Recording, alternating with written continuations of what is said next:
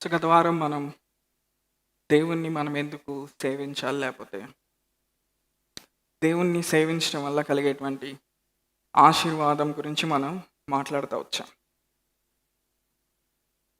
మీరు నా మాట గాయకొని నాకు మీదే చూపించిన ఎట్లా shall spend your days in pleasures. మీ బ్రతుకు దినములన్నీ మీరు సుఖవంతంగా గడుపుతారు, మీ సంవత్సరములన్నీ కూడా మీరు వర్ధిల్లుతారు. హల్లెలూయా. సంఖ్యాకాండంలోకి వెళ్దాం. సంఖ్యాకాండము 25వ అధ్యాయం. ఇజ్రాయేలీలు షిత్తీంలో దిగి ఉండగా ప్రజలు మోయాబు రాండ్రతో వ్యభిచారం చేయసాగిరి. ఆ స్త్రీలు తమ దేవతల బలులకు ప్రజలను పిలువగా వీరు భోజనం చేసి వారి దేవతలకు నమస్కరించి, అట్లు ఇజ్రాయేలీలు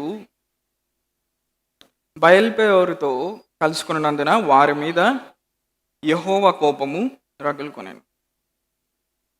ఇజ్రాయెల్ ప్రజలకి దేవుడు వాగ్దానం చేశాడు, కనాన్ దేశంలోకి వాళ్ళని తీసుకుని వెళ్తానని. సో ఆ యాత్రలో ఒక భాగంగా వీళ్ళు ఏం చేస్తూ ఉండేవాళ్ళు అంటే, అప్పుడప్పుడు మధ్య మధ్యలో కొన్ని చోట్ల వీరు ఆగి బస చేస్తూ ఉండేవాళ్ళు. సో ఇజ్రాయేలీల యొక్క యాత్రను మనం చూసినప్పుడు ఎక్కువగా వీళ్ళు యోర్దాన్ అనేటువంటి ప్రాంతంలో వీళ్ళు ఎక్కువ కాలం బస చేసినట్టు మనం వాక్యంలో చూడొచ్చు. కోర్స్ యోర్దాన్ కూడా దేవుడు వాళ్ళకి వాగ్దానం చేసినటువంటి వాగ్దాన భూమి. ఎందుకంటే వాళ్ళు ఎప్పుడైతే కనాన్ని స్వతంత్రించుకున్నారో, కనాను చుట్టుపక్కల ఉన్నటువంటి దేశాలన్నింటినీ కూడా దేవుడు ఇజ్రాయేలీలకి స్వాస్థ్యంగా ఇచ్చాడు.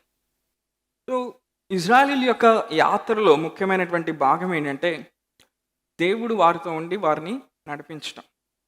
దేవుడు మోషేతో ఏం చెప్పాడు? మోషే, నా సన్నిధి నీకు తోడుగా వస్తుంది.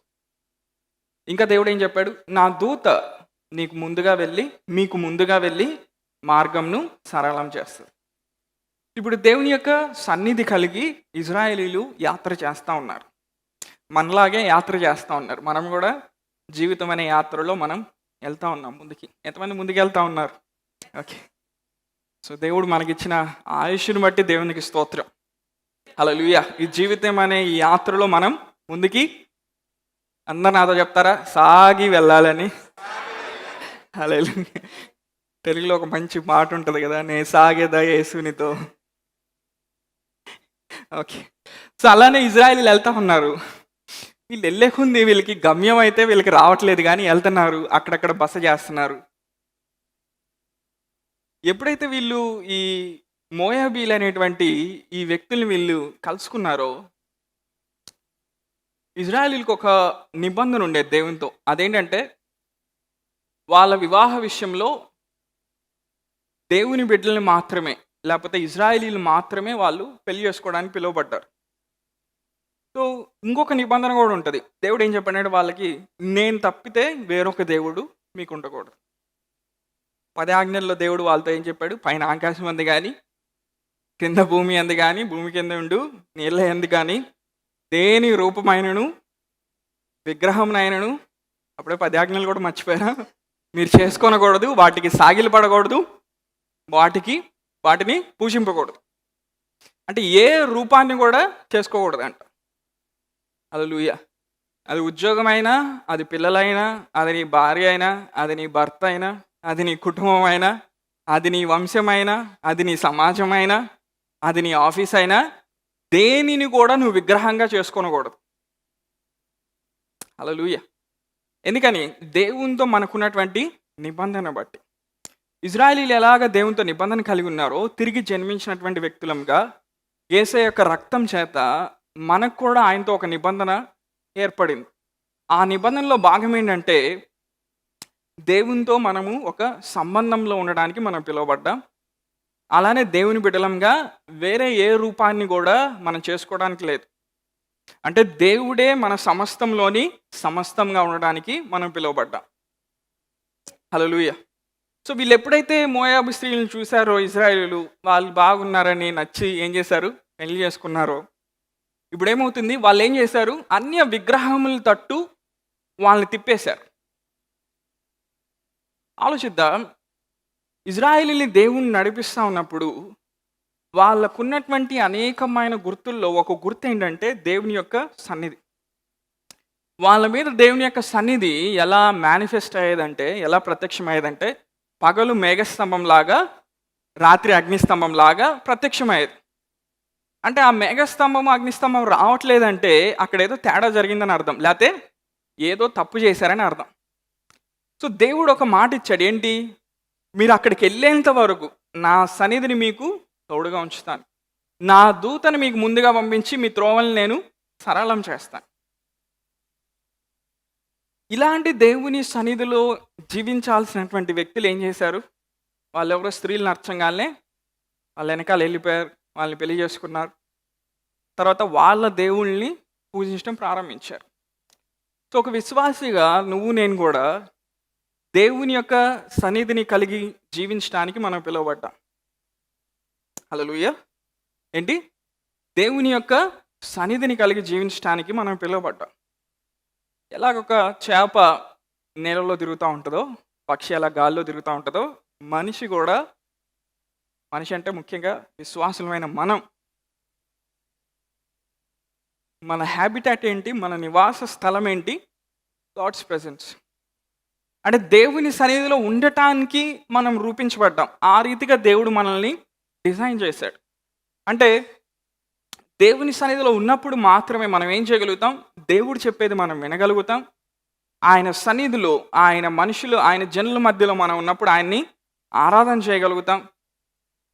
అవునా? ఆయన సన్నిధి కలిగి మనం జీవించగలుగుతాం. ఆయనలో నుండి వచ్చేటువంటి సమస్తమైన మేళ్ళని మనం పొందుకోగలుగుతాం. ఎప్పుడైతే ఈ హ్యాబిటాట్, ఈ నివాస స్థలం, ఈ దేవుని సన్నిధి అనేటువంటి ఈ హ్యాబిటాట్ నుండి, ఈ నివాస స్థలం నుంచి మనం బయటకు వస్తామో, మనం వేరే వాతావరణంలో మనం జీవిస్తూ ఉంటాం. ఇప్పుడు ఇజ్రాయేలీలు ఏం చేస్తూ ఉన్నారు? దేవుని సన్నిధి కలిగి జీవించాల్సిన వాళ్ళు వేరే దేవుళ్ళని పూజించడం ప్రారంభించారు. జీవితంలో కొన్నిసార్లు కొన్ని భయంకరమైన పరిస్థితులు గుండా వెళ్తూ ఉన్నప్పుడు మనందరికీ కొన్ని ఆలోచనలు వస్తూ ఉంటాయి. ఏంటంటే, నిజంగా దేవుడు నాతో ఉన్నాడా? నిజంగా దేవుడు నన్ను నడిపిస్తున్నాడా? ఎందుకు నాకు ఇలాంటి పరిస్థితి వచ్చింది? నేనేం చేయాలి ఇప్పుడు? ఈ దేవుడిని వదిలేసి కొంతమంది ఎలా అంటే ఒక రాయి వేస్తారు. మంచిదే. ఈ దేవుడి మీద ఒక రాయి వేసినప్పుడు ఖచ్చితంగా ఏదో కార్యం జరిగి ఉంటుంది. అలా నీ రోజు నువ్వు రాళ్ళేస్తా కూర్చున్నావు అనుకో, వర్కౌట్ అవ్వదు. నువ్వేం చేయాలి? నీకు ఇచ్చిన వాగ్దానాన్ని నువ్వు తీసుకొని, నీకు ఇచ్చిన దేవుని మాట తీసుకొని, ఆయన చూపిస్తున్న గమ్యంలోకి నువ్వు ప్రయాణం చేయాలి. హల్లెలూయా. సో ఇదినే మనం ఎక్కడైతే ఆగిపోయి ఉన్నామో దేవుడు ఏం చెప్తున్నాడంటే మనం ప్రయాణం చేయాలని దేవుడు చెప్తా ఉన్నాడు. హల్లెలూయా. మనం మధ్యలో ఏదైనా గుంట, మధ్యలో ఏదైనా ముళ్ళ కంచె మధ్యలో మనం ఇరుక్కుపోయామనుకో, మరలా మనం ఏం చేయాలి? మరలా మనం దేవుని వైపు చూసి ఆయన దగ్గర ఉండేటువంటి శక్తిని, జ్ఞానాన్ని మనం పొందుకొని మరలా మన ఆత్మీయ యాత్రలో మనం ముందుకు వెళ్ళాలి. హల్లెలూయా. మనం ఎప్పుడైతే మనం ఆగిపోతామో, ఇప్పుడు ఏమవుతా ఉంది? ఆగిపోయిన వ్యక్తిని అపవాది పట్టుకోవడానికి అవకాశాలు ఎక్కువ ఉంటాయి. ఆమేన్. సో అందుకని మనం ఆత్మీయ జీవితంలో మనం ఎప్పుడు కూడా మనం ఆగిపోకూడదు. కొన్ని శ్రమలు, కొన్ని కష్టాలు, శోధనలు వచ్చినా కానీ మనం ఏం చేయాలి? మనం దాటుకొని మనం ముందుకు వెళ్ళాలి. హల్లెలూయా. నువ్వు దాటుకొని ముందుకు వెళ్ళటానికి దేవుడు ఏం చేస్తా ఉన్నాడు? తన సన్నిధిని నీకు ఇస్తా ఉన్నాడు. ఆ సన్నిధినే ఈ 25వ అధ్యాయంలో ఇజ్రాయేలీలు పోగొట్టుకున్నారు. ఇంకా వాళ్ళ పరిస్థితి ఎలా ఉంటుంది? చాలా భయంకరంగా ఉంటుంది. అంత బాగానే ఉంది. వెళ్ళాల్సిన జర్నీ, చేయాల్సిన ప్రయాణం చాలా ఉంది. మధ్యలో ఆగిపోయారు. ఏంటి పరిస్థితి? ఆలోచిద్దాం. మనం కూడా కొన్నిసార్లు జీవితంలో కొన్ని చోట్ల మనం ఆగిపోతూ ఉంటాం. అవునా? మీరు ఎప్పుడైనా ఆగిపోయారా? మేబీ మీరు ఆగిపోలేదు. నేను అప్పుడప్పుడు ఆగిపోయాను. ఓకే. సో అక్కడ మనం ఆలోచించాల్సిన పరిస్థితి, మనం ముందుకు వెళ్ళగలమా లేదా? ఇది మనకి సాధ్యమైందా లేదా? నిర్ణయం మనం తీసుకోవచ్చా లేదా? Is it worth following God? దేవుని వెంబడించడం ఓకే అంటారా? దేవుని వెంబడించడం సరైన నిర్ణయమేనా అన్న ఆలోచనలు మనకు వస్తూ ఉంటాయి. మనం ఎప్పుడైతే దేవుని వైపు చూసి ఆయనతో సహవాసంలో మనం ఉంటామో, దేవుడు ఒక గుర్తు మనకిస్తాడు, ఒక సైన్ మనకిస్తాడు. అదేంటంటే అది ఫైనాన్షియల్ బ్రేక్ త్రూ కాదు, మిరకల్ కాదు. అదేంటంటే ఆయన సన్నిధి. హల్లెలూయా. ఆయన సన్నిధి మనతో ఏం చెప్తుందంటే, ఆయన సన్నిధి మనతో ఏం మాట్లాడుతుందంటే, ఆయన మనతో ఉన్నాడని మాట్లాడుతుంది. హల్లెలూయా! దేవుడు నీతో నాతో ఉన్నాడంటే ఒక ప్రాముఖ్యమైనటువంటి విషయం మన లోపల జరుగుతూ ఉంటుంది. అదేంటంటే మనం కాన్స్టెంట్‌గా ఆయన సన్నిధిని మనం అనుభవిస్తూ ఉంటాం. దేవుడు నీతో నాతో ఉన్నాడన్న దానికి గుర్తు ఫైనాన్షియల్ బ్రేక్ త్రూ కాదు, హీలింగ్ కాదు, మిరకల్ కాదు, ప్రాఫెసీ కాదు, ఏం కాదు. ఏంటి? ఆయన సన్నిధి. హల్లెలూయా! అందుకనే దావీదు దేవుని సన్నిధిలో ఎక్కువ జీవిస్తా 16వ కీర్తనలో ఒక మాట రాశాడు. ఏమన్నాడు? నీ సన్నిధిలోనే నాకు సంపూర్ణమైన సంతోషం కలదు, నీ కుడి చేతిలో నిత్యమైన సుఖములు కలవు. నేనేం చెప్తా ఉన్నాను? దేవుని సన్నిధి కలిగి జీవించడానికి మనం పిలువబడ్డాం. సార్ మీ పక్కన వాళ్ళతో చెప్తారా? దేవుని సన్నిధి కలిగి జీవించడానికి మనం పిలువబడ్డాం. సో కొన్నిసార్లు మనం ఏం చేస్తామంటే మనం నియమాలు పాటిస్తాం, ఉపవాస ప్రార్థన చేస్తాం, అవునా? ప్రార్థన చేస్తాం, ఆరాధన చేస్తాం, దేవునికి కానుకిస్తాం, దేవునికి ఇష్టంగా జీవించడానికి ప్రయత్నం చేస్తాం. కానీ దేవుని సన్నిధి మనం కలిగి జీవిస్తున్నామా లేదా అన్న ఆలోచన మనకి తొందర రాదు. అంటే దేవునితో ఇదొక నిబంధన, ఇదొక సంబంధ బాంధవ్యం. దేవుడు అంటే ఒక సాఫ్ట్వేర్ కాదు. నువ్వు 4 నియమాలు పెట్టుకొని 4 నియమాల్ని నువ్వు కంప్యూటర్లో టైప్ చేసి ఈక్వల్ టు అంటే ఆన్సర్ రావడానికి దేవుడు ఒక సాఫ్ట్వేర్ కాదు. నేను చెప్పేది అర్థమవుతుందా? దేవుడు ఒక మనిషి, ఆయనతో మనకి సంబంధం అనేది ఉంది. ఆ సంబంధంలో ఆయన మనతో ఉన్నాడంటానికి రుజువు ఏంటి? ఆయన సన్నిధి. మనం ఇక్కడందరం మనం కలిసి ఎందుకు ఆరాధన చేస్తున్నాం? మ్యూజిక్ బాగుంటుందనా, లేకపోతే వెస్ట్రన్ పాటలు ఈ మధ్య కొంచెం బాగా పాపులర్ అయినాయా, లేకపోతే ఇలాంటి కారణాలు కాదు. మనం ఎందుకు ఆరాధన చేస్తాం, ఎందుకు దేవుని స్తుతిస్తామంటే ఎప్పుడైతే మనం ఆయన స్తుతిస్తామో, ఆయన ఆరాధిస్తామో, ఆయన ఏం చేస్తాడు? తన సన్నిధిని మన మధ్యలో విడుదల చేస్తాడు. హల్లెలూయా! నువ్వు జీవితంలో దేన్నైనా కొనుక్కోవచ్చు, కానీ దేవుని సన్నిధిని కొనుక్కోలేవు. నేను చెప్పిన అర్థమైందా? జీవితంలో నీకెవరైనా లేకపోతే నీకెవరైనా ₹1,00,00,000 ఇవ్వచ్చు, లేకపోతే గొప్ప గొప్ప ఐశ్వర్యవంతులు 1,000 కోట్లు వాళ్ళు కలిగి ఉండొచ్చు. వాళ్ళు అన్నీ కొనగలరు. అవసరమైతే భూమి మీద ఉన్న దేశాల్లో ఒక దేశాన్ని కూడా కొనగలిగేటువంటి ధనవంతులు ఈ రోజుల్లో ఉన్నారు. అయినప్పటికీ ఒకటి మాత్రం ఎవరు కొనలేరు. ఏంటది? దేవుని సన్నిధి. హల్లెలూయా! దేవుని సన్నిధిని మనం మ్యానుఫ్యాక్చర్ చేయలేం. దేవుని సన్నిధిని మనం తయారు చేయలేం. దేవుని సన్నిధిని మనం ఉత్పత్తి చేయలేం. బాగా పాటు పెట్టు అని అన్నా కానీ దేవుని సన్నిధి రాదు.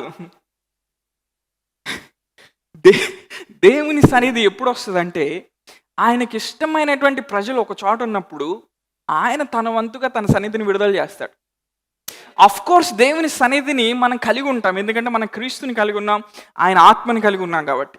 కానీ దేవుడు తన సన్నిధిని ఆయనకి ఇష్టమైన ప్రజల మీద ఆయన విడుదల చేస్తాడు.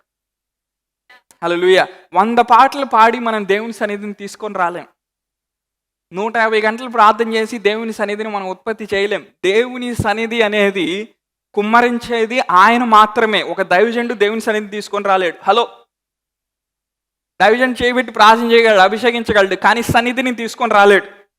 అందుకే సన్నిధి అంటే హెబ్రీలో ఏమని ఉంటుంది అంటే పనీం అని ఉంటుంది. అంటే ద ఫేస్ ఆఫ్ గాడ్, దేవుని యొక్క ముఖం. ఎక్కడైతే ఆయన సన్నిధి బయలుపరచబడుతుందో అక్కడ ఆయన ముఖం బయలుపరచబడుతుంది. ఎక్కడైతే ఆయన ముఖం అనేది బయలుపరచబడుతుందో అక్కడ మనుషులు రూపాంతరం చెందడం ప్రారంభిస్తారు. ఎక్కడైతే మనుషులు రూపాంతరం చెందడం ప్రారంభిస్తారో దేవుడు వాళ్ళకి ఇచ్చిన గమ్యంలోకి మనుషులు నడవడం ప్రారంభిస్తారు. హల్లెలూయా! అంటే మన జీవితం అనే ఈ యాత్రలో మనకు ముందుకు వెళ్ళాలంటే కేవలం వాగ్దానాలు, అభిషేకాలు, వరాలు, తలాంతులు ఇవి మాత్రమే కాదు. వీటన్నిటికంటే ద మోస్ట్ ఇంపార్టెంట్ థింగ్, చాలా ప్రాముఖ్యమైన విషయం ఏంటి? దేవుని యొక్క సన్నిధి. పరలోకం వెళ్ళినప్పుడు అక్కడ ఏముంటుంది? దేవుని సన్నిధి ఉంటుంది. దేవుని సింహాసనం దగ్గర ఏముంటుంది? దేవుని సన్నిధి ఉంటుంది. మనం కలిసి ఆరాధన చేసినప్పుడు ఏముంటుంది? దేవుని యొక్క సన్నిధి ఉంటుంది. దేవుని సన్నిధి ఉంది అని చెప్పడానికి, లేకపోతే దేవుని సన్నిధి ఉంది, లేకపోతే దేవుని సన్నిధి అక్కడ కదులుతూ ఉంది, లేకపోతే దేవుని సన్నిధి అక్కడ దిగి వచ్చింది అన్న ఈ మాటలు మనం వర్ణించినప్పుడు వాటి వెనకాల ఉన్నటువంటి మూలార్థం ఏంటంటే దేవుడు అక్కడ ఉన్నాడని అర్థం. హల్లెలూయా. సో మనమందరం దేవుణ్ణి కలిగి ఉన్నామా లేదా? Yes, no? సరే, యెహెజ్కేలు గ్రంథం మొదటి అధ్యాయంలోకి వెళ్దాం. ఈ భాగంలో ఏం జరుగుతా ఉందంటే, ఇజ్రాయేలీలు బబులోను కింద వాళ్ళు చెరపట్టబడ్డారు. ఇప్పుడు బబులోను సామ్రాజ్యంలోకి వాళ్ళు వచ్చారు. ఇజ్రాయేలీలందరూ ఇక్కడ బబులోను సామ్రాజ్యంలో వాళ్ళు బానిసలుగా ఉంటా ఉన్నారు. They are slaves here. So ఆ బానిసత్వంలో ఉన్నప్పుడు సాధారణంగా ఇజ్రాయేలీలు ఎప్పుడైతే బానిసత్వంలోకి వెళ్ళేవాళ్ళో ప్రతిసారి వాళ్ళు భయంకరంగా బాధించబడేవాళ్ళు. కొన్నిసార్లు వాళ్ళు హింసించబడేవాళ్ళు, కొన్నిసార్లు వాళ్ళకి సరైన ఆహారం అనేది ఇవ్వబడేది కాదు, కొన్నిసార్లు వాళ్ళ చేత వెట్టి చాకిరి చేయించుకునేవాళ్ళు. ఇవన్నీ జరుగుతూ ఉండేది. అలాంటి ఒక ప్రదేశంలో యెహెజ్కేలు అనేటువంటి ఒక వ్యక్తి ఉన్నాడు. Ezekiel was a church boy. యెహెజ్కేలు బైబిల్ పండితుల ప్రకారము దేవుని గురించి తెలిసినటువంటి వ్యక్తి. మన మాటలు చెప్పాలంటే మనలాగే ఆదివారం సంఘానికి వచ్చేటువంటి వ్యక్తి. ఎవరు అని బైబిల్లో రాయబడలేదు, ఓకే, జస్ట్ అర్థమవటానికి చెప్తున్నాను. ఇలాంటి యెహెజ్కేలు కూడా చెరలోకి తీసుకొని వెళ్ళబడ్డాడు. ఆలోచిద్దాం, అంతమంది ఇజ్రాయేలీలు అందరూ కూడా బాధించబడతా ఉన్నారు. ఒక్క యెహెజ్కేలు మాత్రమే దేవుని దర్శనాన్ని చూస్తున్నాడు. ఇదేంటండి? ఇజ్రాయేలీలందరూ బాధించబడుతున్నారు, ఇజ్రాయేలీలందరూ డిప్రెషన్లో ఉన్నారు, వాళ్ళు ఆపరేషన్లో ఉన్నారు, వాళ్ళు అణిచివేయబడతా ఉన్నారు. బబులోన్లో ఉన్నటువంటి ఒక భయంకరమైనటువంటి విషయం ఏంటంటే, the spirit of whoredom was prevailing there. అంటే ఆ వ్యభిచార సంబంధమైన ఆత్మ ఆ మనస్సు యొక్క ప్రభావం కింద ఉండేది బబులోన్ అనేది. అంటే కొన్ని వాతావరణాల్లోకి కొంతమంది మనుషులు కొన్నిసార్లు వెళ్ళినప్పుడు ఆటోమేటిక్గా చెడిపోతారు. ఎందుకంటే అక్కడ ఆత్మీయంగా ఉన్న వాతావరణాన్ని బట్టి. అందుకనే బబులోన్లోకి వెళ్ళినప్పుడు ఈవెన్ దానియేలు కూడా బబులోన్లో బానిసగా వెళ్ళాడు. బానిసగా వెళ్ళి దేవుడు ఏం చేశాడు, అక్కడున్న కల్దీయులు, అక్కడున్న చేతబడి చేసేవాళ్ళు, మాంత్రిక విద్యలు, వీళ్ళందరికంటే 10 రెట్లు ఎక్కువ జ్ఞానం దేవుడు ఇచ్చాడు. ఎందుకని? అక్కడున్న ఆత్మని విరక్కొట్టడానికి దేవుడు దానియేలుకి సామర్థ్యం ఇస్తా ఉన్నాడు. మరి యెహెజ్కేలుకి విషయం వచ్చేసరికి, యెహెజ్కేలు ఏంటంటే దేవుని సన్నిధిని ఎక్స్పీరియన్స్ చేసేటువంటి అనుభవం కలిగిన వాడు. దేవుని సన్నిధిని అనుభవపూర్వకంగా తెలుసుకొని ఆ అనుభవంలో నడిచేటువంటి వ్యక్తి ఎవరు? యెహెజ్కేలు. అందుకనే చెరలోకి వెళ్ళినా, బందీగా వెళ్ళినా అక్కడున్న వాతావరణం చేత బాధించబడటానికి ఇష్టపడలేదు. అంటే యెహెజ్కేలు ఏం చేస్తా ఉన్నాడు, అక్కడున్న హ్యాబిటాట్ని అతను బ్రేక్ చేస్తూ ఉన్నాడు. అక్కడున్న ఆత్మీయ ప్రపంచంలో ఉన్న చెడ్డ వాతావరణాన్ని ఏం చేస్తున్నాడు యెహెజ్కేలు? దేవుని యొక్క సన్నిధి ద్వారా దాన్ని బ్రేక్ చేసి తన సొంత ఆత్మీయ వాతావరణాన్ని సృష్టించుకుంటా ఉన్నాడు. అందుకని ఆ కేబార్ నది అనేది ఆ బబులోన్లో గుండా బయటికి ఇట్లా ప్రవహిస్తూ ఉండేది. అందుకని దేవుడు యెహెజ్కేలుని దర్శించేటప్పుడు ఆ ఆరంభ అధ్యాయంలో మనం చూసినప్పుడు ఎప్పుడు కేబార్ నది దగ్గరికి వచ్చేవాడు. ఎందుకని? ఆ మనుషుల మధ్యలో ఉన్నప్పుడు దేవుడు మాట్లాడేది యెహెజ్కేలు వినేవాడు కాదు. కొన్నిసార్లు ఆ చెరలో ఉన్నారు కాబట్టి ఆ బందీ గృహంలో ఉన్నటువంటి ఆ స్వరం ఎక్కువ వినపడతా ఉండేది. అంటే ఇంకో మాట చెప్పాలంటే బాధించబడుతున్నటువంటి స్వరం ఎక్కువ వినపడతా ఉండేది. ఏ స్వరం కంటే? దేవుని స్వరం కంటే. మన జీవితాల్లో కూడా అంతే. మనం ఈరోజు బాధించబడేటువంటి ఆ స్వరాన్ని, లేకపోతే మనల్ని బందీలుగా ఉంచేసి మనల్ని బాధిస్తున్నటువంటి స్వరాన్ని మనం ఎక్కువ వింటున్నామా, లేకపోతే దేవుని సన్నిధిని కలిగి ఆయన మాటను పట్టుకొని మనం జీవిస్తున్నామా? ఈ ఎంపిక, ఈ నిర్ణయం అనేది ఇక్కడ కూర్చున్న ప్రతి ఒక్కరు చేసుకోవాల్సిందే. హల్లెలూయా. నీ కష్టాలు వచ్చినప్పుడు, నీకు శ్రమలు వచ్చినప్పుడు నువ్వు వాటి ద్వారా బాధించబడి ఆ కష్టం యొక్క స్వరం ఎక్కువ వింటావా, లేదంటే యెహెజ్కేలు లాగా దేవుని సన్నిధిని కలిగి ఆ హ్యాబిటాట్ని, ఆ వాతావరణాన్ని బ్రేక్ చేసి, హల్లెలూయా, ఆ వాతావరణాన్ని బ్రేక్ చేసి దేవుని సన్నిధి నువ్వు అనుభవిస్తా ఆయన మాట వినడానికి నువ్వు ఇష్టపడతావు లేదా? ఎవరికి ఈజీగా లేదు ఆ రోజు ఆత్మీయ జీవితాన్ని జీవించడం. యెహెజ్కేలుకైనా, దానియేలుకైనా, షడ్రక్, మేషక్, అబేద్నెగోలకైనా. ఇంకో మాటలు చెప్పాలంటే మనకంటే కష్టమైన పరిస్థితుల్లో వాళ్ళు ఉన్నారు. ఒక విశ్వాసిగా నువ్వు నేను దేవుని సన్నిధి కలిగి జీవించడానికి మనం పిలువబడ్డాం. హల్లెలూయా. ఏ ఇంట్లో అయితే దేవుని సన్నిధి ఉంటుందో ఆ ఇల్లు ఆశ్రయించబడుతుంది. ఆమేన్. ఏ వ్యక్తి అయితే దేవుని సన్నిధికి ప్రాముఖ్యత ఇస్తాడో అతను దేవుడు అతన్ని లిఫ్ట్ చేయటం మనం చూడొచ్చు. ఎందుకని ఆ సన్నిధే అతన్ని ప్రమోట్ చేస్తది. ఆ సన్నిధి అంటే అర్థం ఏంటి? దేవుడు అతనితో ఉన్నాడని అర్థం. వాక్యంలో ఏముంటది? చెరసాలలో ఉన్నప్పుడు దేవుడు యోసేపుతో ఉన్నాడంట. పోతీఫర్ ఇంట్లో ఉన్నప్పుడు దేవుడు యోసేపుతో ఉన్నాడు. రాజుగారి దగ్గరికి వెళ్ళినప్పుడు దేవుడు ఏం చేశాడు? యోసేపుతో ఉన్నాడు. ప్రధానమంత్రి అయినప్పుడు దేవుడు యోసేపుతో ఉన్నాడు. ప్రధానమంత్రి అయినప్పుడు దేవుడు దానియేలుతో ఉన్నాడు. చెరగా వెళ్ళినప్పుడు దేవుడు యెహెజ్కేలుతో ఉన్నాడు. 40 లక్షల మంది ప్రజలు నడిపిస్తా ఉన్నప్పుడు దేవుడు మోషేతో ఉన్నాడు. ఇజ్రాయెల్ ప్రజలతో ఉన్నాడు. ఈరోజు దేవుడు నీతో నాతో ఉన్నాడా లేదా? హల్లెలూయా. ఆయన ఉన్నాడంటే అక్కడేదో మిరకిల్స్ మాత్రమే ఇవన్నీ జరుగుతున్నాయి అని కాదు. వాటికంటే ప్రాముఖ్యమైన విషయం ఆయన సన్నిధి అక్కడ ఉందా లేదా? హల్లెలూయా. మన జీవితాల్లో కానీ మనం దేవుని సన్నిధి అనువుగా కదిలేటువంటి వాతావరణాన్ని మనం తయారు చేసుకోకపోతే మనం దేవుని సన్నిధిని అనుభవించలేం. యెహెజ్కేలు ఏం చేస్తా ఉన్నాడు? చెరలోకి వెళ్ళినప్పుడు దర్శనాలు చూస్తూ ఉన్నాడు. దేవుని యొక్క హస్తం అతని మీదకి దిగి వస్తుంది. ఇక్కడ నేనేం చెప్తున్నానో మీరు గ్రహించగలిగితే ఈరోజు నేను చెప్పేదంతా మీరు ఆల్రెడీ క్యాచ్ చేసినట్టే. అందరూ బాధించబడుతున్నారు. దేవుని హస్తం యెహెజ్కేలు మీదకి మాత్రమే వస్తుంది. ఇది ఎక్కడ న్యాయం అండి? అంటే మిగిలిన వాళ్ళు ప్రజలు కాదా? వాళ్ళు మనుషులు కాదా? వాళ్ళు బాధపడలేదా? దేవుడు యెహెజ్కేలుని దర్శించడం ఏంటి? యెహెజ్కేలు నిర్ణయం తీసుకున్నాడు దేవుణ్ణి చూడాలని. హల్లెలూయా. అందరం ఈ జీవిత యాత్రలో మనం వెళ్తూ ఉంటాం. కానీ కొంతమంది నిర్ణయం తీసుకుంటారు. నేను దేవుణ్ణి సంధించాలి, నా జీవితంలో నేను దేవుణ్ణి చూడాలి, నా జీవితంలో దేవుని కార్యాలను చూడాలి, నా జీవితంలో దేవుని యొక్క సమృద్ధిని నేను అనుభవించాలి, నా జీవితంలో దేవుని యొక్క హస్తము నా మీదకి దిగిరావటం నేను చూడాలని ఎవరైతే నిర్ణయించుకుంటారో దేవుడు ఏం చేస్తాడు? వాళ్ళ ఆశని ఆయన సంపూర్ణంగా ఆయన నెరవేరుస్తాడు. దేవుడు పక్షపాతంతో ఉన్నటువంటి దేవుడు కాదు. కానీ నువ్వు అడిగినప్పుడు, నువ్వు ఆశపడినప్పుడు, నువ్వు ఆకలిగా ఉన్నప్పుడు స్వతహాగా ఆయనే నీ దగ్గరకు వచ్చి నిన్ను నింపేటువంటి దేవుడు. హల్లెలూయా. ఈరోజు నువ్వు ఆశపడతా ఉన్నావా దేవుని సన్నిధి చేత తాకబడాలని?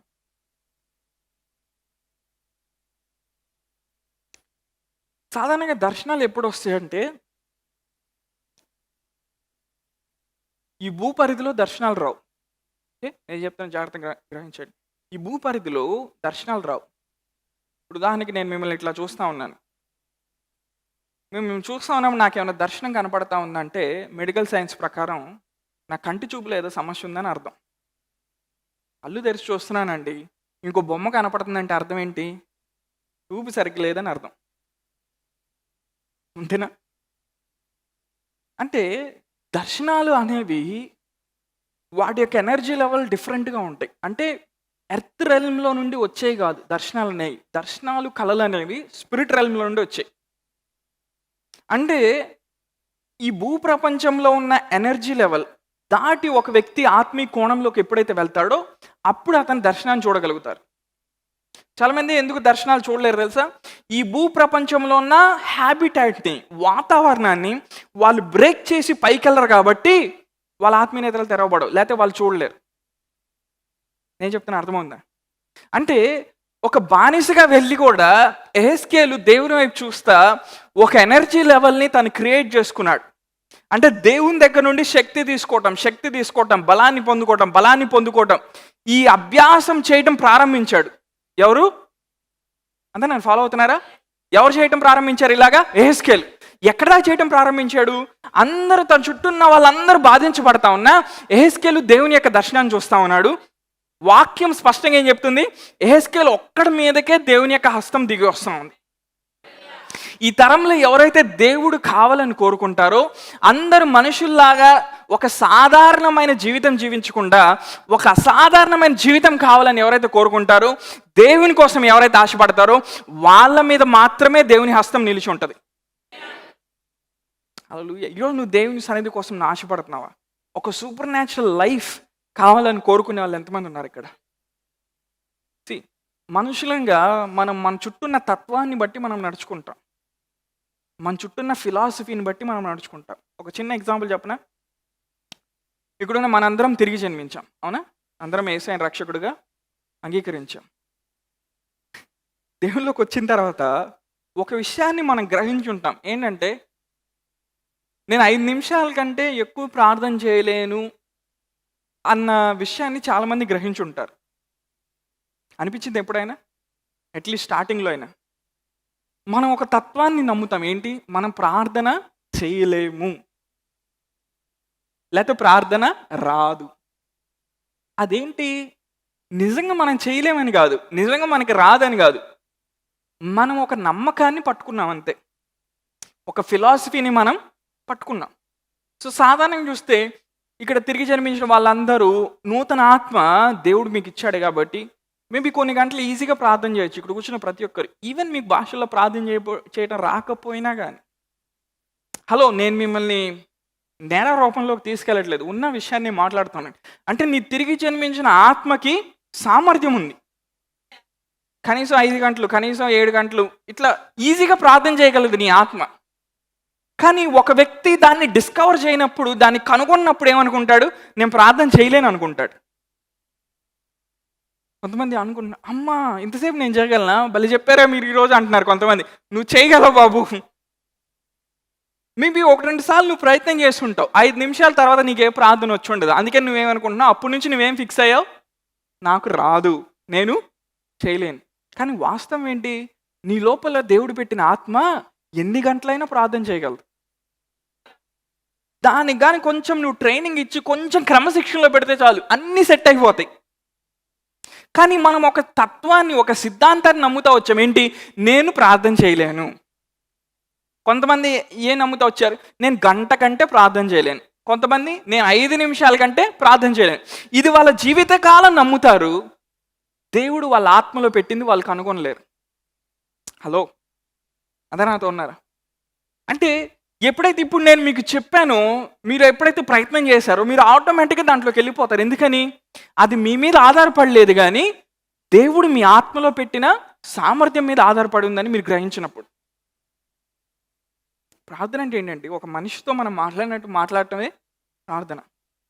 మీ ఫ్రెండ్ వచ్చాడు మీ ఇంటికి చాలా సంవత్సరాల తర్వాత, ఈరోజు ఆఫీస్కి లీవ్ పెట్టని చెప్పాడు, మనం మాట్లాడుకుందాం అన్నారు. పొద్దున్నుంచి మధ్యరాత్రి దాకా మాట్లాడుతూనే ఉంటాం, అవునా? ఎందుకంటే మనకి ఇష్టమైన వ్యక్తి కాబట్టి. ప్రార్థన కూడా అలానే మనం చేయగలం. దానికి దీనికి వ్యత్యాసం ఏమీ లేదు. కాబట్టి ప్రార్థన అనేది మనకి ఇష్టం లేదని మనం అనుకుంటాం, లేకపోతే దేవుని సన్నిధిలో కూర్చోవడం కష్టమని మనం అనుకున్నాం. హలో, అంటే అర్థం ఏంటి?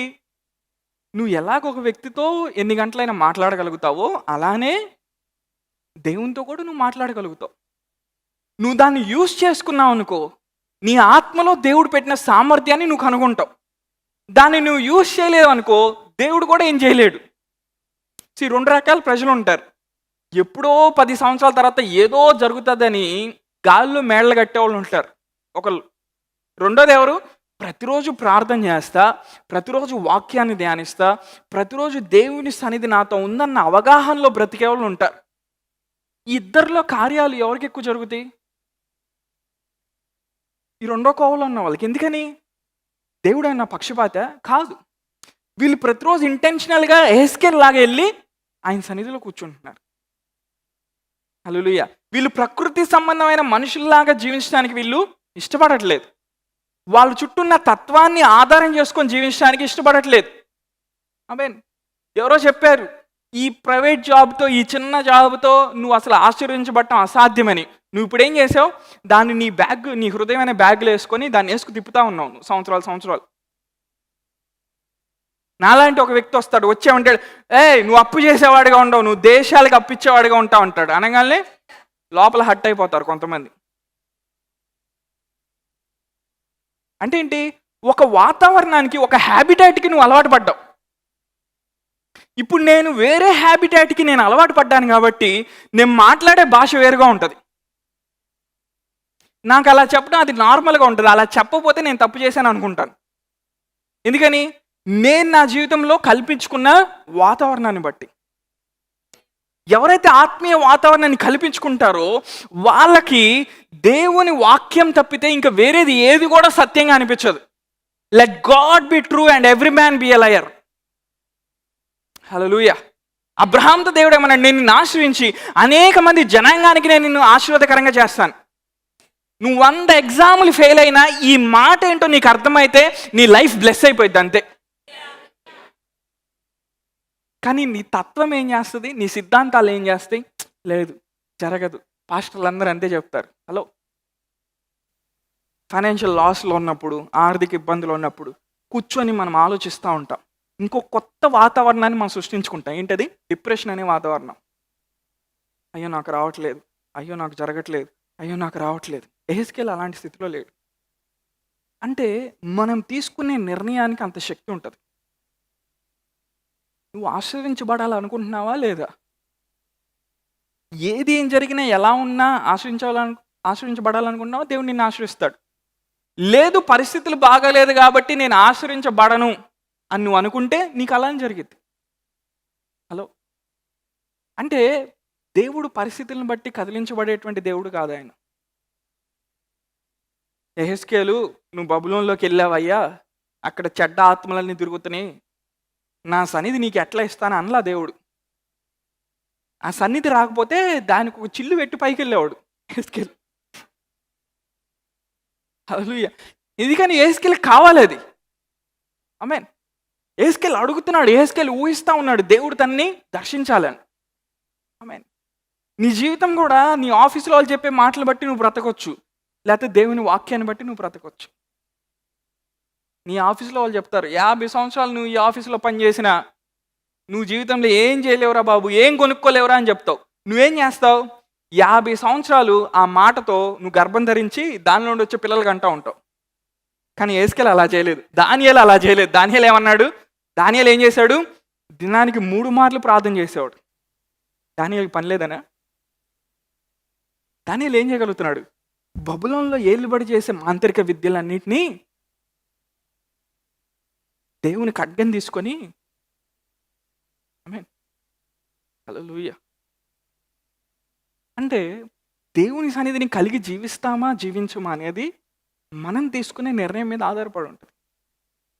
నాకు ఈరోజు కష్టంగా ఉంది నా పరిస్థితి, నా దగ్గర ఈరోజు డబ్బులు లేవు అని అనుకుందాం.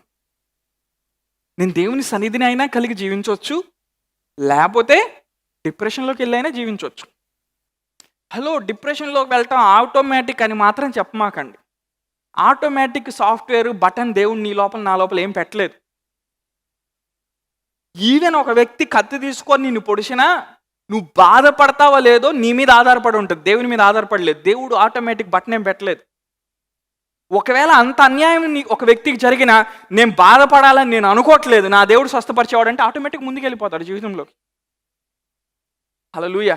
అందుకే యెహెజ్కేలు, దానియేలు లాంటి వాళ్ళు మనకు ఒక ప్రత్యేకమైనటువంటి ఒక మాటలో చెప్పాలంటే ఆదర్శప్రాయంగా మనం తీసుకోవచ్చు. ఆమేన్. ఎంతమంది దేవుని మాటని ఆధారం చేసుకొని జీవించాలనుకుంటున్నారు? హల్లెలూయా.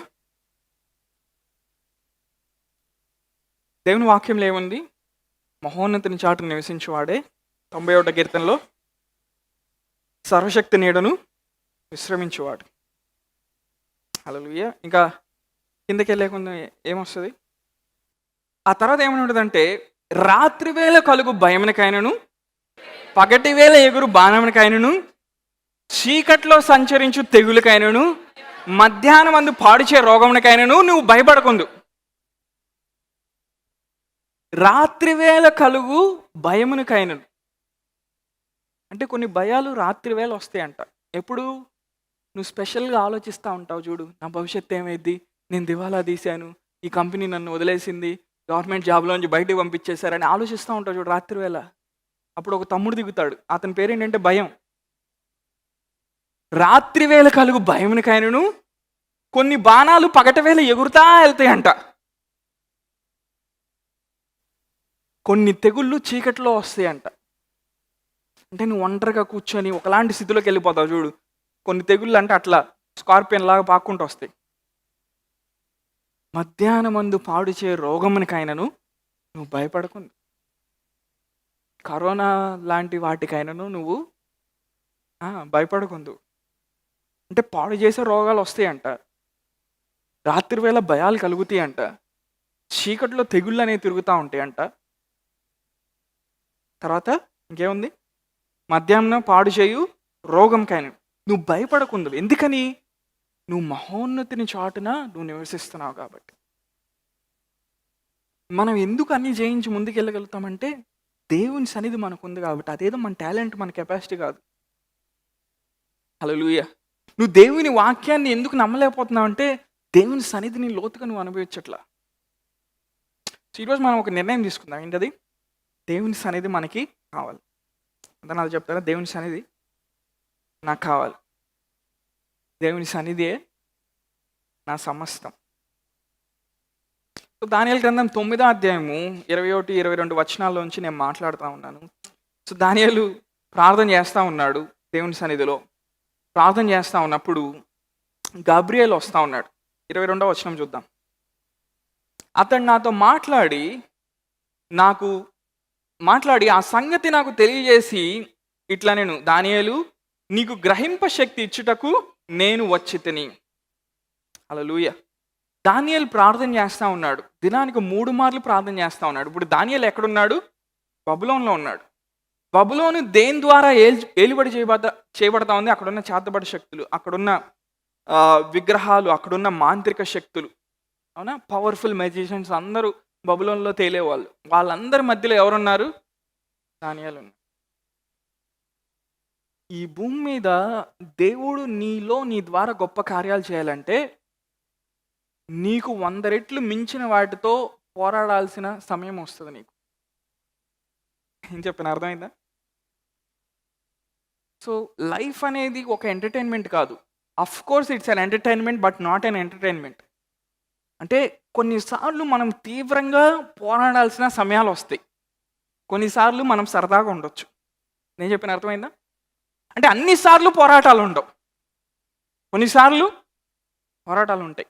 నీకు అన్నిసార్లు పోరాటాలు ఉన్నాయంటే నువ్వు ఉంటున్న వాతావరణం మీద ఒకసారి నువ్వు కన్నేయాలి. నువ్వు ఉంటున్న వాతావరణం మంచిదేనా? నువ్వు ఉంటున్న ప్రజలు ఏం మాట్లాడుతున్నారు వాళ్ళు ప్రతిరోజు? ఈవెన్ నీ చుట్టూ ఉన్న వాళ్ళని కూడా, ఇంగ్లీష్లో ఒక సామెత ఉంటుంది, ఏమని? Tell me your friends, I will tell you who you are. నీ స్నేహితులు ఎవరో చెప్పు, నువ్వెవరో చెప్తాను. Show me your library, I will tell you where you are going in life అంటారు కొంతమంది దైవజనులు. అంటే నువ్వేం చదువుతున్నావో, ఏం వార్తలు తీసుకుంటున్నావో, ఏం ధ్యానిస్తున్నావో చెప్పు, నువ్వు జీవితంలో ఎక్కడికి వెళ్ళబోతున్నావో నేను చెప్తా అంటారు. అంటే అర్థం ఏంటి? ప్రతి వాతావరణానికి దాని వెనక వచ్చేటువంటి ఫలం అనేది ఉంటుంది. హల్లెలూయా.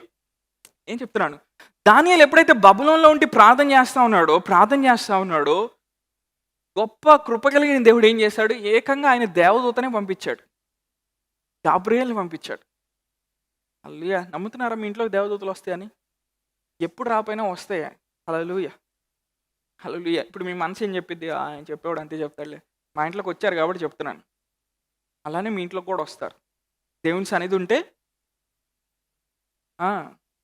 లాక్కొని తెప్పించుకోవచ్చు వాళ్ళ ఇంట్లోకి. గబ్రియేలు వచ్చి ఏమంటున్నాడు? నీకు గ్రహింప శక్తి ఇచ్చేటకు నేను వచ్చి తిని అన్నాడు. ఇంగ్లీష్లో ఏమని ఉంటుంది? నీకు స్కిల్ ఇవ్వడానికి నేను వచ్చాను, నేను నీకు నైపుణ్యం ఇవ్వడానికి వచ్చాను. అంటే నువ్వు ఆ వ్యాపారం చేయడానికి నైపుణ్యం లేకపోయినా God can even send Gabriel. దేవుడు గాబ్రియేల్ అయినా పంపించగలడు నీకు నైపుణ్యత ఇవ్వడానికి. ఆ కాంట్రాక్ట్స్ నీకు రావట్లేదా? దేవుడు మిఖాయేల్ అయినా పంపించగలడు నీ పక్షము యుద్ధం చేయడానికి. దానియేలుకి దేవుడు ఎందుకు చేస్తున్నాడు తెలుసా? దానియేలు దేవుని సన్నిధి కోసం అంత ఎక్కువ ఆశపడ్డాడు. రాజుగారు పెట్టిన భోజనం తినట్లా, దాంతో తను అపవిత్రపరచుకోవట్లా. అంటే ఏంటి? ఆ రాజుగారు పెట్టే తిండి కన్నా నాకు దేవుడే ముఖ్యం అంటున్నాడు దానియేలు. ఆయన సన్నిధే నాకు ముఖ్యం అంటున్నాడు. అవునా? ఎవ్వరు ప్రార్థన చేయకూడదు వేరే దేవుడికి అని అక్కడున్న నెబుకద్నెజరు అలాంటి నియమాన్ని పెట్టినప్పుడు దానియేలు ఏం చేస్తున్నాడు? యెరూషలేము తట్టు చేతులెత్తి ఆ 2 కిటికీలు తీసి ప్రార్థన చేస్తున్నాడు. ఆ ప్రార్థన చేసినప్పుడు దేవుడు వెంటనే దానియేలు ప్రార్థన ఆలకించి దూతలను పంపిస్తున్నాడు. ఎందుకో తెలుసా? పాత నిబంధనలో సొలొమోను ప్రార్థన చేశాడు, ప్రభువా ఈ మందిరం తట్టు ఎవరైతే చేతులెత్తి ప్రార్థన చేస్తారో వారి మీద నీ కనుదృష్టి ఉంచాలని సొలొమోను ప్రార్థన చేశాడు. దేవుడు సొలొమోను నిబంధన జ్ఞాపకం చేసుకొని బబులోన్లో ఉన్న దానియేలు ప్రార్థన దేవుడు ఆలకిస్తూ ఉన్నాడు. హల్లెలూయా. యెరూషలేము తట్టు తన చేతులెత్తి ప్రార్థన చేసినప్పుడు God is sending N Angel. ఏమనుకున్నావు దేవుడు అంటే? నేను అట్లా వదిలేసేవాడు అనుకున్నావా? హల్లెలూయా.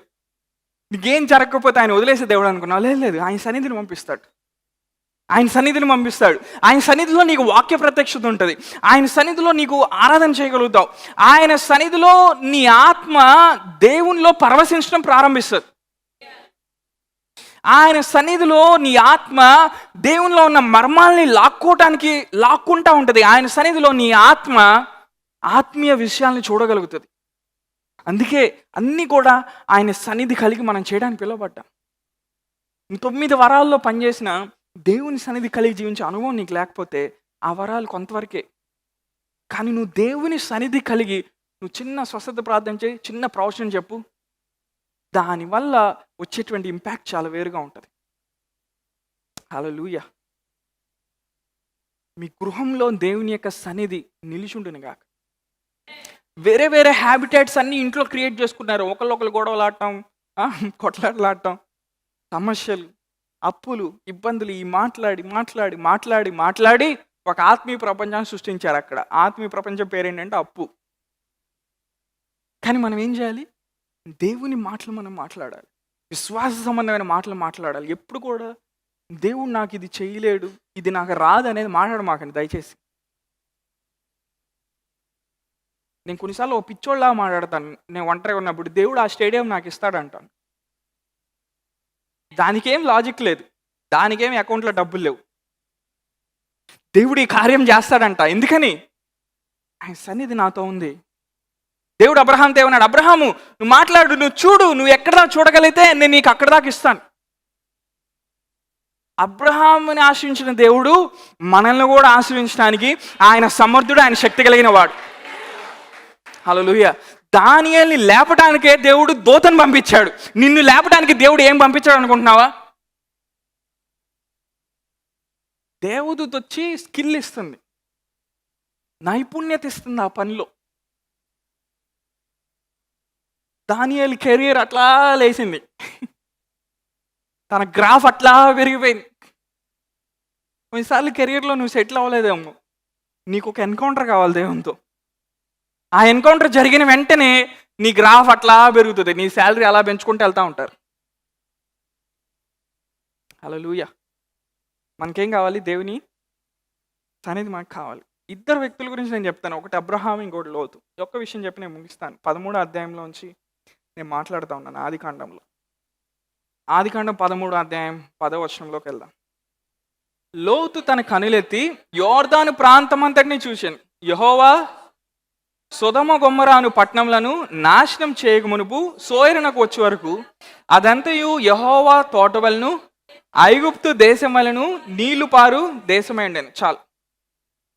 అబ్రహాంకి లోతుకి మధ్య ఒక చిన్న భేదం వచ్చింది.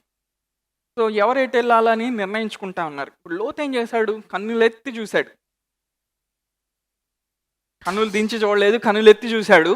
యోర్దాను ఎలా ఉందంట? యెహోవా తోట వలన ఉందంట. అంటే పచ్చగా కలకల్లాడుతూ ఉందంట యోర్దాను.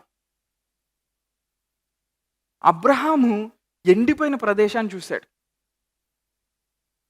ముందు అవకాశం ఎవరికి ఇచ్చాడు? లోతుకి ఇచ్చాడు. లోతు ఏం చేశాడు? ఇది పచ్చకొంది, కలకల్లాడుతుంది, ఇక్కడ రియల్ ఎస్టేట్ బాగా నడుస్తుంది, ఇక్కడ బిల్డింగ్లు కట్టొచ్చు అని సుమ్మని వెళ్ళిపోయాడు లోతు. అబ్రహాము ఎండిపోయిన భూమి, ఎండిపోయిన నేల, ఏం లేదు అక్కడ. లోతు ఎప్పుడైతే వెళ్ళాడో ఏం చేశాడు? వెళ్ళి అక్కడున్న వాతావరణంలో ఇరుక్కున్నాడు. సొదొమ వాతావరణంలో ఇరుక్కున్నాడు. కానీ అబ్రహాం ఏం చేశాడు? అబ్రహాము దేవుని సన్నిధి కలిగి జీవించేవాడు కాబట్టి ఆ క్రాస్ రోడ్ వచ్చినప్పుడు ఏ డెసిషన్ తీసుకోవాలో అబ్రహాంకి తెలిసింది. దేవుని సన్నిధి కలిగి జీవించే వాళ్ళకి మాత్రమే when their life meets at a junction they know which route to take. వాళ్ళ జీవితం అనేది ఒక క్రాస్ రోడ్ దగ్గరికి వచ్చినప్పుడు అది ఎంపిక చేసుకోవాలా లేదా అనేది దేవుని సన్నిధి వాళ్ళకి బోధిస్తుంది. అబ్రహాంకి దేవుని సన్నిధి బోధించింది. అందుకని ఏం చేశాడు? లోతుకి ఇచ్చాడు అవకాశం. లోతు ఏం చేశాడు? బాగుంది, అక్కడ అన్ని బిల్డింగ్లు ఉన్నాయి, అంత బాగుంది, అంత గ్రీన్గా ఉంది, వాటర్ ఉంది, అది ఉంది, ఇది ఉందని వెళ్ళాడు. వెళ్ళి ఏం చేశాడు? సొదొమలో ఇరుక్కున్నాడు. సొదొమలో ఇరుక్కొని అక్కడ భయంకరమైన పాపంలో ఇరుక్కొని మోయాబీల్ని బయట తీసుకొచ్చాడు. మోయాబీల్ని, అమ్మోనీయుల్ని బయట తీసుకొచ్చాడు. ఈ మోయాబీలు, అమ్మోనీయులు ఎవరంటే పాత నిబంధన అంతా ఏదో ఒక టైంలో ఇజ్రాయెల్కి తగులుతా వాళ్ళతో పోరాడిన వాళ్ళు. దావీదు ఒకసారి యుద్ధం చేసేటప్పుడు మోయాబీలు ఎదురయ్యారు. అవునా? ఈవెన్ ఎహెజ్కేలు, దానియేలు కూడా కొన్నిసార్లు వాళ్ళకు కూడా బబులోన్లో మోయాబీలు ఎదురయ్యారు. అంటే ఇజ్రాయెల్ చరిత్ర అంతట్లో లోతు తీసుకున్న ఒక తప్పుడు నిర్ణయం వల్ల కొన్ని వందల సంవత్సరాలు వాళ్ళు జయించలేనటువంటి శత్రువులు ఎదురయ్యారు. ఎందుకో తెలుసా? లోతు తీసుకున్న తప్పుడు నిర్ణయం వల్ల. అంటే ఇక్కడ నేనేం చెప్తున్నాను, దేవుని సన్నిధికి మనం ప్రాముఖ్యత ఇవ్వకుండా ఎప్పుడైతే మన సొంత నిర్ణయాలు మనం తీసుకుంటామో దానివల్ల వచ్చేటువంటి ప్రతిఫలాల్ని దేవుడు కూడా ఏం చేయలేడు. హలో, ఏం చెప్తున్నా అర్థమైందా? ఎందుకంటే దేవుడు పక్షపాతి కాదు. దేవుడు ఏమంటాడు, నువ్వు ఎంపీ చేసుకున్నావుగా, నువ్వు వెళ్ళి అంటాడు. బలవంతంగా దేవుడు నేను వెనక్కి లాగేసి నానా వద్దు ఆ డెసిషన్ తీసుకోవద్దు అని దేవుడు చెప్పడు. అందుకే నువ్వు సన్నిధి కలిగి ఉన్నప్పుడు, దేవుని సన్నిధితో నువ్వు అనుబంధం కలిగి ఉన్నప్పుడు ప్రతిరోజు ఆ సన్నిధి ఏం చేస్తుంది? ఇది ఎస్, ఇది నో అని నీకు జ్ఞానం ఇస్తుంది. హల్లెలూయా. అబ్రహాం ఎండిపోయిన ప్రదేశంలోకి వెళ్ళాడు, కానీ దేవుడు అబ్రహాంని బహుగా ఆశీర్వించాడు. దేవుడు అబ్రహాంని బహుగా ఆశీర్వించాడు. ఎందుకో తెలుసా? తను దేవుణ్ణి కలిగి జీవించాడు కాబట్టి. ఆమేన్. జీవితంలో నిర్ణయాలు తీసుకోవాల్సినప్పుడు నీకు దేవుని సన్నిధితో ఉన్న ట్రాక్ రికార్డ్, దేవుని సన్నిధితో ఉన్న అనుబంధం అనేది చాలా ప్రాముఖ్యం. ఆ సన్నిధి మాత్రమే.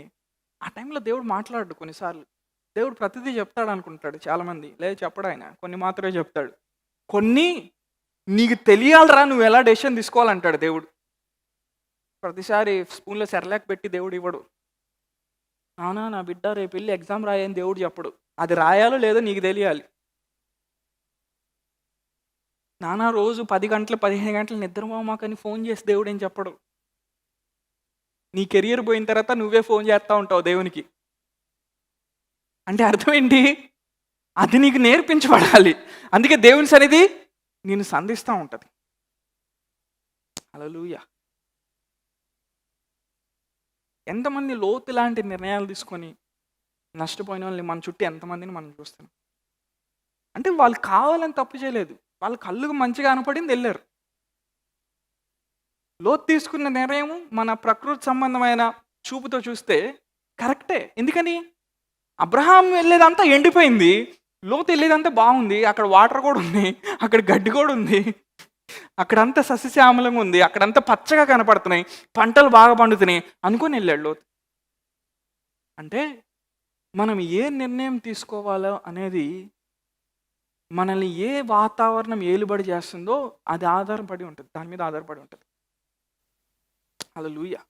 నువ్వు దేవుని సన్నిధి కలిగి జీవిస్తున్నావు అనుకో, కొన్నిసార్లు నీకు మంచి అవకాశాలు వచ్చినా దేవుడు ముందుగానే చెప్తాడు, అరే ఆ అవకాశం నీది కాదు, ఆ డోర్లోకి నువ్వు వెళ్ళావా సమాజ్ చేయబడతావు, జాగ్రత్త అని దేవుని సన్నిధి నీకు ముందుగానే చెప్పేది. అదే దేవుని సన్నిధితో నీకు అనుబంధం లేదనుకో, ఇప్పుడు ఏమైద్ది? బా పెద్ద డోర్ దేవుడు తెరిచాడు అయ్యా అని దుమ్మని వెళ్ళిపోతావు ఒక రాకెట్ వేసుకొని. అక్కడతో స్టోరీ క్లోజ్. ఇంకా నేనేం చెప్తున్నాను, life is two short to live on trial and error basis. Hello GCC, జీవితం అనేది చాలా చిన్నది ట్రయల్ అండ్ ఎర్రర్ మీద బ్రతకటానికి. అందుకని దేవుడు యెహోషువతో ఏమన్నాడు? నువ్వు అడుగుపెట్టు స్థలం నీకు ఇస్తా అన్నాడు. నువ్వు కానీ నా వాక్యాన్ని దివారాత్రులు ధ్యానించావా నువ్వు సక్సెస్ఫుల్గా ఉంటావు యెహోషువ అని దేవుడు చెప్పాడు. అంతేగాని ట్రయల్ అండ్ ఎర్రర్ లాగా నువ్వు అయితే అవుతావు, అవ్వకపోతే అవ్వవు అని దేవుడు ఎక్కడ చెప్పలే. ధర్మశాస్త్రం యొక్క శాపం నుండి విమోచించి అబ్రహాం యొక్క ఆశీర్వాదంతో నేను మిమ్మల్ని ఆశ్రయించాను అన్నాడు దేవుడు. అంతేగాని నేను ఆశ్రయిస్తాను లేకపోతే లేదు, బొమ్మ పడితే బొమ్మ వచ్చింది, బొరుసు పడితే బొరుసు వచ్చింది అని దేవుడు ఎక్కడ చెప్పలే. ఆయన ఏమన్నాడు? ఆయన మాట అంటే మాటే. హల్లెలూయా. ట్రయల్ అండ్ ఎర్రర్ నుండి నువ్వు తప్పించుకోవాలంటే ఇది తప్ప ఇది ఒప్ప, ఆ తప్పులోకి వెళ్ళిన తర్వాత మళ్ళీ ఒప్పు చేయడం చాలా కష్టం. అంటే వెనక్కి వచ్చి మళ్ళీ ఇంకో రూట్ తీసుకోవడం చాలా కష్టం. అదే నువ్వు వెళ్ళేటప్పుడే లెఫ్టో రైటో ఏం తీసుకోవాలో దేవుడు కానీ ముందుగానే బయలుపరిస్తే నీ జీవితం చాలా అద్భుతంగా ఉంటుంది. Life is two short to be lived on trial and error basis. అందుకని మనకేం కావాలి? విశ్వాసులుగా దేవుని సన్నిధితో మనకు అనుబంధం కావాలి. కొన్నిసార్లు దేవుని సన్నిధి ఆ ద్వారంలో గుండా నువ్వు వెళ్తా ఉన్నా, వెళ్ళి అక్కడ నీకు అడ్డుపడి నీకు చెప్తుంది, "ఏయ్! ఈ ద్వారం నీది కాదు. మూసుకొని వెనకాల ఉండని" చెప్పింది. జీవితంలో వచ్చే అవకాశాలన్నీ మన అవకాశాలు కాదు.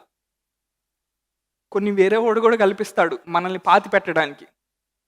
అక్కడ ఏ నిర్ణయం తీసుకోవాలో పరిశుద్ధాత్మ దేవుడు బయలుపరచబోతే అందరం డకౌట్ అవుతాం. హలో! దేవుడు దానియేలుకి జ్ఞానం ఇచ్చినట్టు ఆయన మనకి జ్ఞానం ఇవ్వును గాక. హల్లెలూయా! సో, ఆయన సన్నిధిని మనం ప్రాముఖ్యమైన విషయంగా చేసుకున్నప్పుడు దేవుడు ఏం చేస్తాడు? మనల్ని నడిపిస్తాడు. మీ ఇంట్లో కూడా ఒక వాతావరణాన్ని కల్పించుకోండి. మంచి వాతావరణం. ఊరికే బూతులు తిట్టుకోవటం అంటే మీరు తిట్టుకుంటారని నేను అనట్లేదు. ఊరికే గొడవలు ఆడుకోవటం, అవిశ్వాసపు మాటలు, చేతగానితనాన్ని ప్రేరేపించే మాటలు ఇవి కాదు ఉండాల్సింది ఇంట్లో. విశ్వాస సంబంధమైన మాటలు ఉండాలి. హల్లెలూయా! ఎప్పుడు కూడా దేవుడు ఇది చేయలేడు, ఇది నాకు రాదు, ఇది నాకు వద్దు అట్లాంటివి రానిమాకండి. మళ్ళీ ఇది కూడా రానిమాకండి. దేవుడు ఆయన చిత్తమైతే ఇస్తాడు, లేకపోతే లేదు. లేదు లేదు నీకు కావాలా వద్దా? నీకు కావాలంటే దేవుడు చేస్తాడు. నువ్వు దాన్ని పట్టుకో, ఆయన మాటను పట్టుకో. హల్లెలూయా! ఓబేదెదోము అనేటువంటి ఒక వ్యక్తి తెలుసా బైబిల్లో? మొదటి దినవృత్తాంతంలో అనుకుంటా 13 ఆ భాగంలో ఉంటుంది. ఓబేదెదోము ఏం చేశాడు? దేవుని మందసాన్ని ఇంట్లో పెట్టుకున్నాడు. దారిన దేవుని మందసం వెళ్తా ఉంటే ఓబేదెదోము ఏం చేశాడు? దాన్ని తీసుకెళ్ళలేని టైంలో కొన్ని సమస్యల వల్ల వాళ్ళు ఏం చేశారు? ఓబేదెదోము ఇంట్లో పెట్టారు. 3 నెలల్లో 3 నెలల్లో భయంకరంగా ఆశ్రయించబడ్డాడు. ఎంత భయంకరంగా ఆశ్రయించబడ్డాడంటే దావీదే చూసి అసూయపడాల్సి వచ్చింది. అంతగా ఆశ్రయించబడ్డాడు. ఒక రాజైన దావీదు సాధారణ వ్యక్తి అని ఓబేదెదోము చూసి అంటున్నాడు, నాకు అర్థమైంది, పెట్టె నీ ఇంట్లో ఉందిగా. ఓబేదెదోము ఏం చేసి ఉంటాడు? మన ఇమాజినేషన్, మన ఊహా చిత్రంతో మనం ఆలోచిద్దాం. నేను అనుకుంటాను ఓబేదెదోము ఇంటి హాల్లో ఒక గది కట్టుంటాడు, చిన్న గది కట్టి దాన్ని అక్కడ పెట్టుంటాడు. పెట్టి పిల్లల్ని కానీ ఎవరిని కానీ అటు వెళ్ళనిచ్చేవాడు కాదు. ఆ మందసం ఉన్నంతకాలం ఇంట్లో ఆయన వాళ్ళ ఆవిడ తిట్టుకునేవాళ్ళు కాదేమో. ఎందుకని తెలుసు, అక్కడ దేవుని కోపం వస్తే, తేడా వస్తే వికెట్ లేచిపోయిద్దని తెలుసు. అందుకని వాళ్ళ ఆవిడ మీద కోపం వచ్చా పెట్టుంది పెట్టా. వాళ్ళ పిల్లోడు డాడీ నాకు అది కొనియట్లేదా అని అనగానే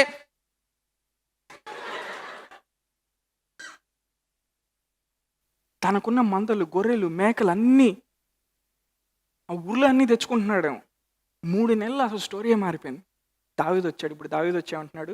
దావీదు ఏం చేశాడు తెలుసు? గొప్ప విషయం. దాన్ని తీసుకొని వెళ్ళి యెరూషలేములో పెట్టి సియోన్ అనేటువంటి దుర్గాన్ని, ఒక దుర్గాన్ని తన కోసం దావీదు కట్టుకున్నాడు. హల్లెలూయా! అంటే ఓబేదెదోము ఎంతగా వాడుకున్నాడో ఆ పెట్టెని, అంతకంటే ఎక్కువ వాడుకున్నాడు. ఎవరు? దావీదు. దావీదు తక్కువవాడు కాదు. హల్లెలూయా! మేబీ ఓబేదెదోముని స్టడీ చేసి ఉంటాడు. మనోడికి గొర్రెలు ఎట్లా పెరుగుతున్నాయి, మేకలు ఎట్లా పెరుగుతున్నాయి, మనోడి బిజినెస్ ఎట్లా పెరుగుతుంది, ఇంట్లో వీళ్ళందరూ బాగానే ఉంటున్నారే, రోగాలు ఉన్న వాళ్ళందరూ స్వస్థపడుతున్నారే, ఇంట్లో ఏం జరుగుతుందని చూసి ఉంటాడు దావీదు. చూసి ఏం చేశాడు? ఆ పెట్టెని తీసుకొచ్చి తన రాజ్యంలో పెట్టుకున్నాడు. గొప్ప విషయం ఏంటో తెలుసా? ఆ పెట్టెకి మించిన పరిశుద్ధాత్మ దేవుడు మన లోపల ఉన్నాడు. ఆ మందసం అనేది ఇట్స్ ఎ ప్రొఫెటిక్ సింబాలిజం. దేవుడు ఉన్నాడు, దేవుని సన్నిధి వాళ్ళతో ఉన్నదని చూపించడానికి ఒక ప్రవచనాత్మకమైన చిత్రీకరణ ఏంటి ఆ మందసం. కానీ దేవుడు ఇప్పుడు ఒరిజినల్గా సాక్షాత్తు ఆయనే ఆత్మరూపంలో ప్రభువు మన లోపల ఉన్నాడు. హల్లెలూయా! అంటే ఈ సన్నిధి కలిగి మనం జీవించినప్పుడు ఎక్కడికి వెళ్ళినా మనం ఆశ్రయించబడతాం. నువ్వు ఏ వాతావరణం చేత ఏలుబడి చేయబడుతున్నావు ఒక్కసారి నువ్వు ఆలోచించావంటే నీ లైఫ్ టర్న్ అయిపోయింది. నీ చుట్టూండే మనుషుల మాటలు, తత్వాన్ని ఆధారం చేసుకొని నువ్వు బ్రతకమా. నువ్వు చేయలేవులే, ఇది నీకు రాదులే, ఇది నీకు జరగలేదులే, దేవుడు చేయలేడులే. లేదు. నీకు 50 లక్షలు అప్పు ఉందా? నా మాట ఈరోజు నేను చెప్పే మాట నువ్వు బయటకు వస్తావు అంతే. నీకు 1 కోటి రూపాయలు అప్పు ఉందా? నువ్వు బయటకు వస్తావు అంతే. నిన్ను తీసుకొచ్చే బాధ్యత దేవుంది. తీసుకురావటమే కాదు, నీకు అందులో నుంచి బయట తీసుకొస్తాను, తన సన్నిధి నీకు ముందుగా పంపిస్తాడు. మళ్ళీ నువ్వు చేస్తావో మళ్ళీ నువ్వు చేయవో అది నీ చాయిస్.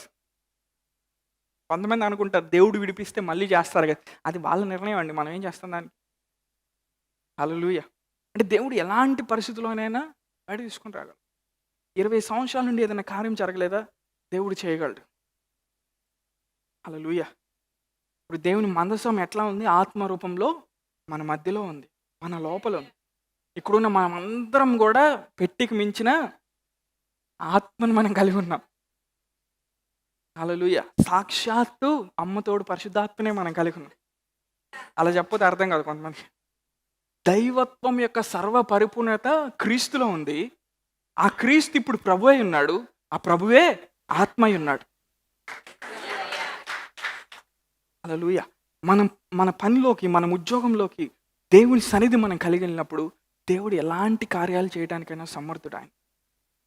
జస్ట్ కళ్ళు మూసుకుందాం. మీరు ఎక్కడున్నారు అక్కడ కళ్ళు మూసుకోండి.